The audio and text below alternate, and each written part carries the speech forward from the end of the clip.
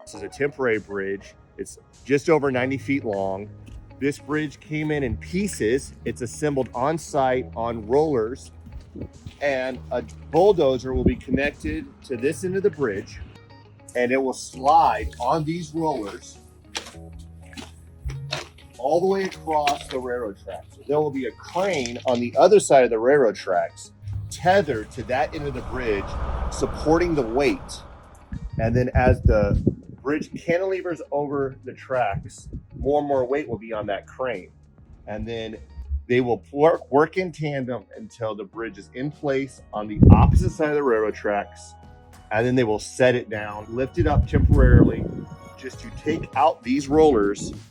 And then they'll make all the final connections and secure it in place. And then the contractor will come back in, bring in material, fill this to grade, put down rock, grade it, asphalt, and then this will be the new bypass, then remove that bridge that was built in 1930.